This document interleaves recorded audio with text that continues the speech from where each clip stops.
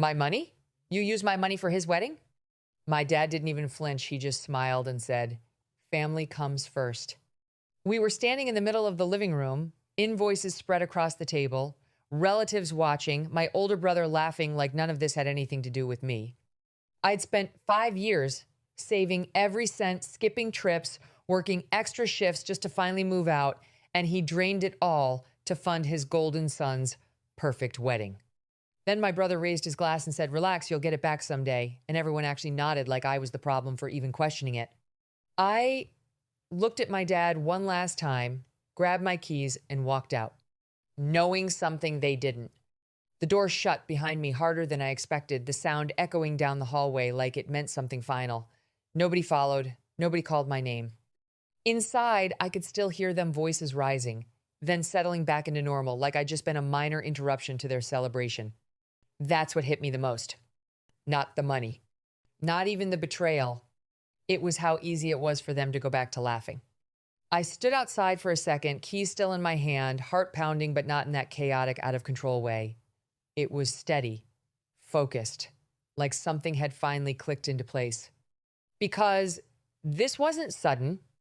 This wasn't a misunderstanding. And it definitely wasn't the first time my father chose Brian over me. I replayed the moment in my head, his face, completely calm, like he hadn't just crossed a line you don't come back from. Like taking my savings wasn't theft. It was a decision, a justified one. Family comes first. Yeah, I'd heard that before, just never when it applied to me. I walked down the driveway slowly, the noise from inside fading with every step, replaced by something quieter, clearer. No anger, no panic, just certainty. They thought I'd walk back in, apologize, accept it, fall back into place like I always had. My phone buzzed in my pocket once. Then again, I didn't check it. Not yet. Because for the first time in years, I wasn't reacting anymore. I was waiting. And inside that house, they were about to find out why. Before we go anywhere, further comment where in the world you are watching from and make sure to subscribe because tomorrow's story is one you don't want to miss. They thought I left because I was hurt. They had no idea I'd already made my move. I didn't get in the car right away. I just stood by it, staring back at the house, the same house where everything had always revolved around Brian. Even now, through the window, I could see him at the center of it all, holding court, laughing, while my father hovered nearby like he'd just secured some kind of victory. That's how it had always been. Brian messed up, my dad fixed it. Brian needed money, my dad found it. Brian had a dream, my dad made it happen. And me? I learned early not to ask. I paid my own way through school, picked up night shifts when I was already exhausted, skipped weekends out, birthdays, even basic things just to build something for myself. Every dollar I saved had a purpose. Get out, get stable, stop depending on anyone who saw me as second place. That money wasn't just savings. It was freedom, which is why when my dad first offered to help manage it, I hesitated. I still remember that conversation, him sitting across from me at the kitchen table, speaking calmly like he always did when he wanted control to sound like care. You've done well, Daniel, he said. But large amounts like that, they need structure. Let me hold on to it. I'll make sure it grows. Keeps you from making impulsive decisions. At the time, it almost sounded reasonable. Almost. But even then, something felt off. And it didn't take long for that feeling to get louder. Every time I asked about the account, there was a delay, a vague answer. It's fine. It's handled. You worry too much. Then Brian suddenly upgraded his car. Then the wedding announcement came fast, expensive, way bigger than anything he could afford on his own. And that's when the pattern stopped being subtle. I remember standing outside the bank a few weeks ago, staring at my phone, debating whether I was overthinking everything or finally seeing it clearly. Because deep down, I already knew this wasn't going to end well. So I stopped asking questions. And I started paying attention. I pushed off the car and finally opened the door, But before I got in, I glanced at my phone. 3 missed calls, all from my dad. I let the screen go dark again because if he was calling now, it meant something had already started. And I wanted to see how far he'd go. The night before I walked out, I got confirmation. It was late, past midnight, and I was still awake, scrolling through my banking app for the 3rd time that hour, trying to convince myself I was overreacting. Then the notification came in. Pending withdrawal request, 92% of available balance. My chest tightened. That wasn't a mistake. That wasn't a random charge. That was everything. For a second, I just stared at the screen like if I didn't move, it might disappear. But it didn't. The numbers stayed exactly where they were, years of work reduced to a single transaction waiting to go through. And suddenly, everything made sense. The rushed wedding timeline, the expensive venue, the confidence in my father's voice when he said, "It's handled." Of course it was handled. He'd already decided whose money it was. I grabbed my keys and drove straight to the bank the next morning, getting there before they even opened. I didn't care how early it was. I needed answers before that transaction cleared. When I finally sat across from the bank officer, I kept my voice steady. "I need to know who initiated that withdrawal." She pulled up the account, her expression shifting slightly as she reviewed it. "It's authorized access," she said. "Your father has partial control." My jaw tightened. "And the transfer?" She hesitated. "It's still pending. It hasn't been finalized yet." Not finalized. That was the only thing keeping everything from disappearing.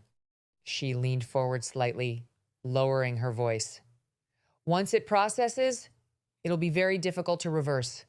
If you have concerns, you need to act quickly."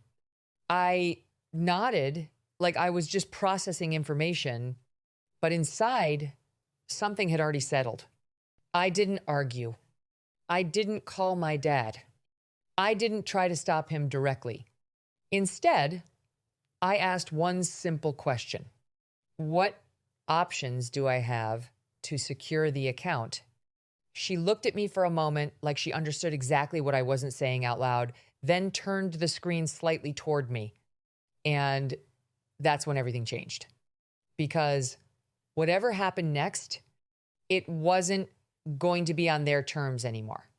The next morning, my phone wouldn't stop ringing. I didn't even have to look to know who it was. It started before sunrise, buzzing against the nightstand, over and over again, until I finally rolled over and checked. 67 missed calls. Most from my dad. A few from Brian. The rest, relatives who hadn't cared enough to speak up the night before.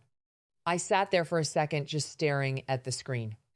Then another call came in. Dad. I let it ring.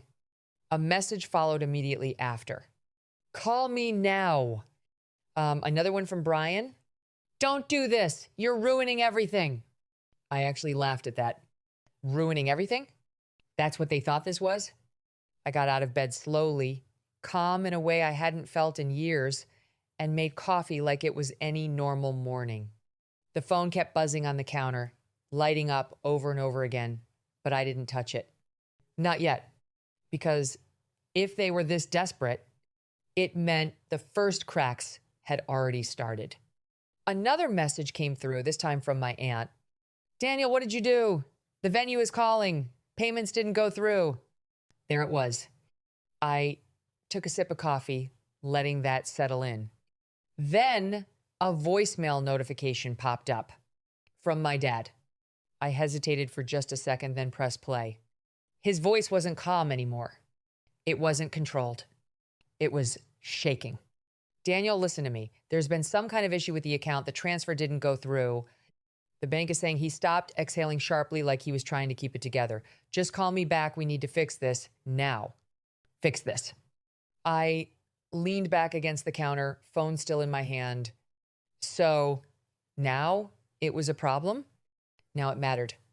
Another message came in from Brian, more aggressive this time. "If this is you, stop it. You're embarrassing all of us." I looked at that one a little longer. Then I finally unlocked my phone, scrolled through the messages, and for the first time since I walked out, I smiled because they were just starting to understand and they still had no idea how far this was going to go. I let the silence stretch a little longer. Then I finally called him back. He picked up before the first ring finished. Daniel, what did you do? No greeting, no pretending, just panic. I leaned against the counter, voice steady. I didn't do anything. I just protected what was mine. There was a pause, then sharper now. The bank is saying the funds aren't there. That's not possible. I saw the balance. You saw what I left there, I said.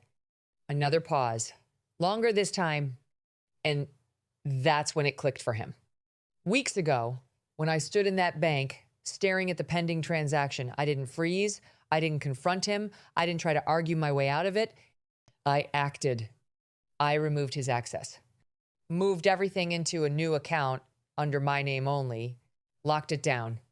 Left just enough behind so nothing looked suspicious until it was too late. The transfer bounced, I continued. There was never enough there to cover what you promised. His breathing got heavier. Do you understand what you've done? The venue, the vendors. Yeah, I cut in. You promised them money that wasn't yours. Silence. In the background, I could hear voices, Brian's, louder than the rest. Is that him? Put him on. The phone shifted, and then Brian was there. What is wrong with you? He snapped. You just destroyed my wedding over money? I didn't even raise my voice. You mean my money? That stopped him. For a second, there was nothing on the other end but breathing. Then quieter, less certain. Dad said. He said you agreed. Of course he did. That's between you and him, I said, but I never gave permission. Not once. Another long silence. And just like that, the story they'd been telling each other started to fall apart. By the end of that day, everything unraveled. The venue refused to hold the date without full payment. Caterers pulled out. Deposits were lost. Relatives who had praised my dad the night before were suddenly asking questions quietly at first, then more directly. How did he fund something that big? Why didn't the payments go through? He couldn't answer without admitting the truth. That he took money that wasn't his and spent it before he actually had it. Brian stopped calling me after that.